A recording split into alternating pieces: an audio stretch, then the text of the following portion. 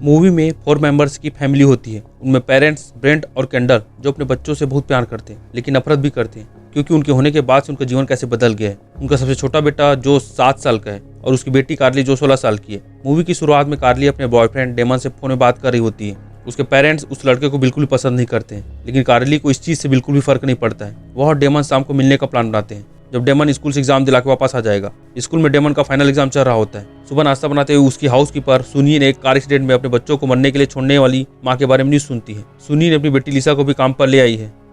Emily रात में खाने के लिए ब्रेंट के पेरेंट्स को बुलाने का प्लान बनाते हैं। अर्ली का डेमन के साथ पहले से बाहर जाने का प्लान बना हुआ है, इस कारण वह घर में डिनर करने से मना कर देती है। इस बात को लेकर कार्ली और केंडल के बीच में बहस हो जाती है। अपनी माँ को बिना बताए कार्ली ने अपने बेस्ट फ्रेंड रिले के साथ घूमने के लिए उसके पर्स से $100 चुरा लिए हैं। केंडल उसे स्कूल ले जाती है और वे रास्ते में किसी बात को लेकर बहस कर रहे हैं। अर्ली गुस्से से केंडल को बोलती है कि जब तक कि वह उसके साथ कार में है तब तक उसका जीवन बोरिंग है। घर पर यहाँ जोश अपनी गेंद से खेलते खेलते वो ब्रेंट को गेंद से मार देता है। ब्रेंट बहुत ही गुस्से से जोश को देखता है, लेकिन कुछ नहीं करता और वो हंसता है। हालांकि जाने से पहले ब्रेंट को जोश की टॉय को लात मारते हुए देखते हैं। हाउस कीपर सुनी किचन में काम करी, जबकि उसकी बेटी लिसा जोश को खेलते हुए देखती है। खेलते हुए जोश फिर से किचन की ओर मुड़ता है और देखता है कि सुनी अपनी बेटी लिसा को बुरी तरह से मार रही है। इसी बीच हमें केंडल को दिखा जाता है। वह अपनी फ्रेंड जो रिले की मदर भी है, जिन के साथ रेस्टोरेंट में बैठी है। वे केंडल की बहन जेना के बारे में बात कर रहे होते हैं जो प्रेग्नेंट है। जैसे ही केंडल अपने पर्स को देखती है, उसने देखा कि उसके पैसे गायब है। जिन बोलती है कि उसकी बेटी हमेशा उसके पर्स से पैसे चोरी कर लेती है। कार्ली अपने क्लासरूम में है, जहाँ टीचर को एक कॉल आता है और उसे बच्चों को प्रिंसिपल ऑफिस में भेजने के लिए कहा जाता है। जल्द उसे कई कॉल आने लगती है और हम देखते हैं कि पूरा स्कूल पुलिस की कारों से घिरा होता है। इसके बारे में कार्ली ज़्यादा नहीं सोचती और वह रिले वॉशरूम में जाते हैं, जहाँ रिले अपनी माँ के बारे में कंप्लेन करती है। वे एक लड़की से खाने के लिए कुछ गोलियाँ खरीदते हैं। बाहर आते हैं तो देखते हैं कि पूरा स्कूल अस्त व्यस्त है। सभी स्टूडेंट इधर उधर भाग रहे हैं। टीचर कहीं भी नजर नहीं आ रहे हैं। वे भी बाकी लोगों की तरह भागने लगते हैं और उन्होंने देखा कि उनकी फ्रेंड की माँ स्कूल के फेंस को पार करने की कोशिश कर रही है। स्कूल में बड़ी संख्या में पेरेंट्स की भीड़ स्कूल में घुसने के लिए जमा हो गई है, लेकिन पुलिस और सिक्योरिटी ने उन्हें रोक कर रखा हुआ है। किसी को भी समझ नहीं आ रहा है कि क्या हो रहा है। तभी एक बच्चा अपनी माँ के पास जाने के लिए दौड़ता है, लेकिन उसकी माँ उस पर कार की चाबियों से हमला कर देती है और वो बुरी तरह से उस पर चाबी घोंप देती है। क्राउड जंगली हो जाती है क्योंकि सभी पेरेंट्स अपने बच्चों को बेरहमी से पीटना शुरू कर देते हैं। कुछ उन्हें उपल्ली मार भी देते हैं। कार्ली और रिले भीड़ से दूर होने और कार में अंदर जाने को मैनेज करती है। जो हो रहा है उसे कंफ्यूज होकर वे रिले के घर चले जाते हैं। इसी बीच कार्ली का बॉयफ्रेंड डेमन एग्जाम हॉल में। एग्जाम खत्म होने में अभी 1 घंटे का समय है, लेकिन सभी स्टूडेंट के पेरेंट्स उनके इंतजार में स्कूल के बाहर जमा हो गए हैं। एग्जाम इन्विजिलेटर को यह सब देखकर अजीब लग रहा है, लेकिन वह इग्नोर कर देता है। डेमन अपना एग्जाम पहले खत्म कर लेता है, हॉल से बाहर निकल जाता है। उसके निकलते ही पेरेंट्स अपने बच्चों से मिलने के लिए अंदर दौड़ते हैं। डेमन ने कार्ली को कॉल करके बताया कि उसका एग्जाम बहुत अच्छा गया है। जब वह घर पहुंचा तो उसने देखा कि उसके पिता नशे में सोफे पर बैठे हैं। इसके बारे में वह ज़्यादा सोचता नहीं है। किचन में गंदगी को साफ करना शुरू कर देता है, लेकिन उसके फादर उसको थप्पड़ मार देता है। पहले तो डेमन उसे इग्नोर कर देता है क्योंकि वह नशे में है, लेकिन मामला बिगड़ जाता है जब उसके पिता ने उस पर टूटी हुई कांच की बोतल से हमला कर देता है। उसके पिता जमीन पर गिर जाते हैं, उसका गला दब जाता है और वह मर जाता है। हमें केंडल को दिखा जाता है। वह अपनी कार में है और अपने एक्स एम्प्लॉयर के साथ हुई बातचीत को याद कर रही है, जिसमें उस आदमी ने केंडल से बोला था कि अब उसके 2 बच्चे हैं और 15 साल से वह काम से बाहर है, इसलिए वह सब कुछ इतनी आसानी से नहीं छोड़ सकती। उसकी लाइफ में ये सब कुछ क्या हो रहा है, यह सब देखकर केंडल फ्रस्ट्रेट होकर रोने लगती है। फिर केंडल को एक कॉल आता है जिसमें उसको बताया गया है कि जेना जो उसकी बहन है वो लेबर पेन चालू हो गया है और वह हॉस्पिटल में है। केंडल हॉस्पिटल में जाती है और देखती है कि क्राउड पेरेंट्स द्वारा अपने बच्चों को मरने की न्यूज़ को देख रहे हैं। इससे पहले कि वह कुछ और सुन पाती, उसे उसकी बहन ने बुलाया। जेना ने हेल्थी बच्चे को जन्म दिया है। वह अपने बच्चे को बाहों में रखती है, लेकिन खुशी का पल अंधेरा हो जाता है जब वो अपने बच्चे का गला घोटने लगती है और उसे रोकना पड़ता है। वह बाजू में रख कैंची को भी पकड़ती है और अपनी बेबी को नुकसान पहुंचाने की कोशिश करती है, लेकिन केंडल बच्ची को अपनी पकड़ से छीन लेती है और उसे बाहर ले आती है। वह नर्स से रोते हुए पूछती है कि यह सब क्या हो रहा है। नर्स बच्चे को सेफ जोन में ले जाती है और बताती है कि सभी पेरेंट्स पागल हो गए हैं।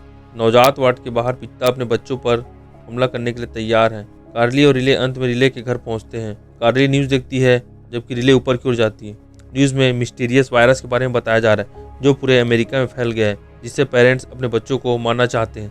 कार्ली घबराने लगती है और अपने दोस्त की तलाश में ऊपर जाती है। जैसे ही वो कमरे में देखती है रिले की माँ ने उसे गला घोटकर मार दिया है, वह घबरा जाती है और घर से भाग जाती है। वह रास्ते में एक मोटे आदमी को देखती है जो खून से लगे बेसबॉल बैट को पकड़ा रहता है। डेमन उसे गली में पाता है, उसे कहता है कि उसे अपने पेरेंट्स से दूर रहना चाहिए। वे दोनों फिर जोश की तलाश में कार्ली के घर चले जाते हैं। इसी बीच ब्रेंट अपने ऑफिस में सो रहा है। वह उठता है और अपने असिस्टेंट से कहता है कि वह किसी का फोन न उठाए। फिर वह अपने बच्चों की तस्वीर को देखता है और चिल्लाता है। इसे पता चलता है कि ब्रेंट भी वायरस से इन्फेक्टेड है। डेमन और कार्ली घर पहुंचते हैं और देखते हैं कि हाउसकीपर सुनी अभी भी वहीं है। वे केयरफुली अंदर जाते हैं और उससे पूछते हैं कि जोश कहाँ है। वह शांति से जवाब देती है कि वह अपने कमरे में है। वे दोनों सुनी के पूछे को देखते हैं जो खून से लथपथ है। यह देखकर उन्हें फील हुआ कि कुछ भयानक हुआ है। कार्ली अपने भाई को ढूंढने के लिए दौड़ती है जबकि डोमेन हाउसकीपर पर नजर रखता है। कार्ली अपने बेड के नीचे रोते एवं डरे हुए जोश को पाती है। उसने कार्ली को बताया कि सुनी ने अपनी बेटी के साथ बहुत बुरा किया है, लेकिन यह नहीं बताया कि उसने क्या किया है। सुनी घर को साफ करके वापस चली जाती है। उसके बाद वायरस से इन्फेक्टेड ब्रेंट घर में एंटर करता है और वह किचन में डेमन को देखता है। वह उसे घर से बाहर निकलने के लिए बोलता है। जोश उसकी बात सुनकर बेड से निकल जाता है। कार्ली उसे जल्दी से भागने के लिए कहती है, लेकिन जोश अपना बैग लेना चाहता है। ब्रेंट डेमन पर अटैक करने वाला था, लेकिन जोश की आवाज़ को सुनकर उसका माइंड डाइवर्ट हो जाता है। अपने बच्चों को देखकर ब्रेंट अपना कंट्रोल खो देता है और वह उन पर अटैक कर देता है। डेमन उन्हें बचाने की कोशिश करता है, लेकिन ब्रेंट गले में मुक्का मारकर उसे बेहोश कर देता है। उसके बाद ब्रेंट कार्ली और जोश को दौड़ाता है। ब्रेंट जोश की टॉय कार से टकराकर गिर जाता है, जिससे कार्ली और जोश को भागने का टाइम मिल जाता है और वे बेसमेंट में चले जाते हैं और खुद को बंद कर लेते हैं। वे सीढ़ियों से नीचे भागते हैं और नीचे देखते हैं कि बेसमेंट में सब कुछ अस्त व्यस्त है। फिर हमें 3 हफ्ते पहले का सीन दिखाया जाता है। ब्रेंट एक पूल टेबल लाया था और इसे मैन केव में बदलने के लिए बेसमेंट में रखा था। वह अपने इस काम से काफ़ी खुश था जब तक कि कैंडल इसको नहीं देखी थी। कैंडल उसे देखती है, उसको पूछती है कि इसका कॉस्ट कितना है। ब्रेंट उस पर यह कहते चिल्लाता है कि उसको भी अपनी लाइफ को एंजॉय करने का हक है, क्योंकि वह बाकी दिन हार्ड वर्क करता है जिससे वह बोर हो जाता है। जैसे ही दोनों में इस बात को लेकर बहस होती है, वह हथौड़ा निकालता है और जो कुछ भी बनाया था उसे पागलपन में तोड़ देता है। वह कहता है कि फिर से अपने आप को यंग और केयरफ्री फील करना चाहता है, लेकिन जानता है कि यह पॉसिबल नहीं। कैंडल भी उसकी बातों पर एग्री करती है और बोलती है कि उसने भी अपने परिवार के लिए अपने ड्रीम्स और इच्छाओं को सेक्रीफाइस कर दिया है। हालांकि वो सभी से प्यार करती है, लेकिन वो अपने पुराने समय को बहुत मिस करती है। फिर हमें प्रेजेंट का सीन दिखा जाता है। कैंडल अपने बच्चों के ठीक होने की उम्मीद में वापस घर चली जाती है। वह कार में रेडियो पर सुनती है कि अभी सभी पेरेंट्स को अपने बच्चों से दूर रहना चाहिए, क्योंकि वे सभी वायरस से इन्फेक्टेड हो रहे हैं और अपने बच्चों पर अटैक कर रहे हैं। कैंडल जल्द ही अपनी कार रोक लेती है, लेकिन तब तक बहुत देर हो चुकी है, क्योंकि वह पहले से ही इन्फेक्टेड है। वो अपने घर पहुंच चुकी है। वह घर में एंटर करती है और ब्रेंट को ज्वाइन कर लेती है। वह बेसमेंट के दरवाजे पर जोर जोर से खटखटाते हैं, बच्चों को बाहर आने के लिए बोलते हैं। कैंडल एक इलेक्ट्रिक आरी निकालती है और दरवाज़ा तोड़ने की कोशिश करती है। उसी समय ब्रेंट अपनी बंदूक लेने के लिए दूसरे रूम में जाता है, लेकिन बंदूक का डिब्बा खाली पाता है। लिटिल जोश अपनी माँ को गोली मार देता है। गोली जाके उसके शोल्डर पर लगती है। पता चलता है कि जोश ने ब्रेंट की बंदूक चुरा ली है और अपने बैग में रख ली थी। ब्रेंट कैंडल के घाव पर अल्कोहल डालता है। बेसमेंट में बच्चों ने अपनी माँ की दर्द और रोने की आवाज़ सुनी। अब ब्रेंट और कैंडल गोली लगने के डर से बेसमेंट में घुसने से डरते हैं। फिर वे दोनों दूसरा प्लान बनाते हैं और एलपीजी पाइप को बेसमेंट से जोड़ देते हैं। इस तरह वे बच्चों को तब तक गैस देने का प्लान बनाते हैं जब तक कि वे बाहर नहीं निकल पाते और सही समय पाकर उन पर हमला नहीं कर देते। कैंडल ने दरवाजे पर अभी भी चिपकाए छेदों पर टेप चिपका दिया ताकि गैस लीक न हो। कार्ली ने नोटिस किया और अटैक चेक करने के लिए अपनी उंगलियां बाहर निकाल दी। उसकी मां ने चाकू से फिर से हमला कर दिया। जैसी गैस बेसमेंट भरना शुरू होती है, कार्ली को पता चलता है कि उसके पेरेंट्स ने क्या करने की कोशिश की है। बहुत समय निकल जाता है। ब्रेंट और कैंडल बैठकर अपने बच्चों के गिव अप करने का वेट कर रहे हैं। उन्हें गैस के कारण खांसी होने लगती है, तो कार्ली प्लान बनाती है। वो माचिस ढूंढती है और ध्यान से बॉक्स की पट्टी को फाड़ती है, फिर उसे कुछ माचिस के साथ दरवाजे के नीचे जोड़ देती है। इस तरह जब दरवाजा खुलेगा तो माचिस की तिलियों में आग लग जाएगी और गैस के कारण विस्फोट हो जाएगा। फिर वह और जोश एक बैंड में जाते हैं और बेसमेंट से बाहर निकल जाते हैं। जब बच्चे चुप हो जाते हैं तो ब्रेंट और कार्ली दरवाजे में एक छेद बनाते हैं, उनकी तलाश करते हैं। उसके बाद उन्होंने दरवाज़ा खोल दिया।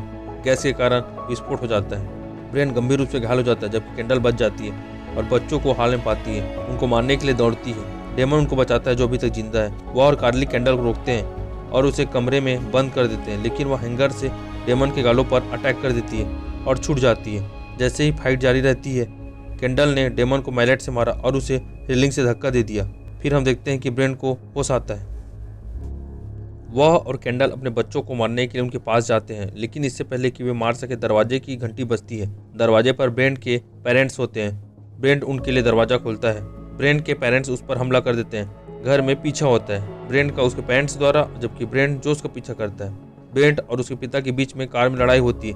इधर किचन में केंडल ब्रेंट की माँ को उसे ना मानने के लिए मनाने की कोशिश करती है। जब वह मान जाती है तो केंडल ब्रेंट की माँ को मैलेट से मार देती है। फिर वह कार्ली के पास जाती है और उसका पीछा करती है। दादी भी उसके पीछे पीछे चलती है। अचानक ब्रेंट जिस कार में है वह दादी से टकराती है, जिससे उसकी मौत हो जाती है। इस एक्सीडेंट से कार्ली के दादाजी की भी मृत्यु हो जाती है। ब्रेंट इस एक्सीडेंट से बाहर फेंका जाता है। जैसा कि सभी लोग देख रहे हैं, डेमन जो अभी भी जिंदा है केंडल को मारता है।